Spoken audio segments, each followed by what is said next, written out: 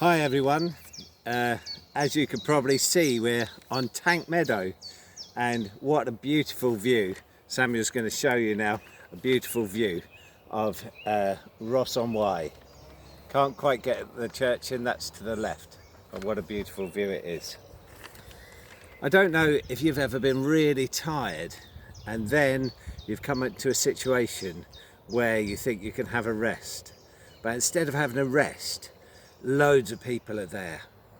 This happened to Jesus. His relative John the Baptist had just been beheaded, and you can read all about that in Matthew's Gospel.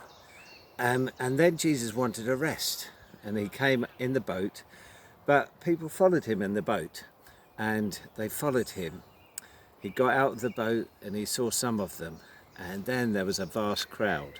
Do you know how big this crowd was? I don't know if you've ever been in a big crowd, but there were 5,000 men, and it said plus women and children, so probably about 20,000 people. I don't know if you've been amongst 20,000 people, but that's a lot. If we look at Tank Meadow here, I should think 20,000 people would fill most of Tank Meadow if they were sitting down. Anyway, Jesus taught them, and he taught them into the evening until they were very tired. And then, when they were tired, the disciples said, they need something to eat. So Jesus said, well, you give them something to eat. And the disciples said, well, that's nuts. You know, we wouldn't have enough. But Jesus said, well, you feed them. Anyway, pause. Right. So John's Gospel tells us that there was a boy there who bought his picnic. Now he had 5 loaves and 2 fish. Now when we think of loaves, we probably think of something like this, don't we? But do you know the loaves they were talking about were ones like this? Just small barley loaves, which would have been in his packed lunch. So they had 5 small barley loaves and 2 fish. Now these are sardines out of a can. They've had their heads taken off. But there's not much there to eat. But just imagine 20,000 people, twice the population of Ross-on-Wye, on the hill, all hungry, looking for some food.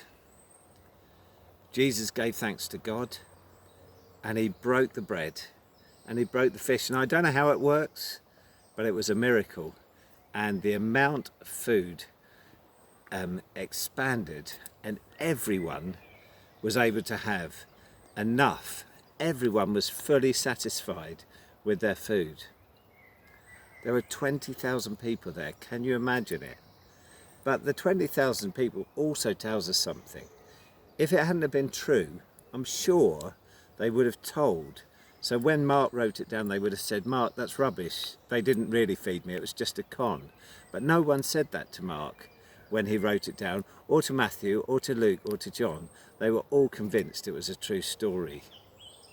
Jesus can do things like that, you know. Jesus can do miracles, and he did do a miracle. Jesus cares about every one of us, and he wants the best for us. Right at the end, the Bible says there were 12 basketfuls left over. There was more left over than there was to start off with. Wow, isn't that amazing? The disciples had bags with them. They had 12 basketfuls of food. 12 disciples, I think they had a nice meal of bread and fish the following day. Hope you're well. Have a great day. See you soon, I hope. Bye.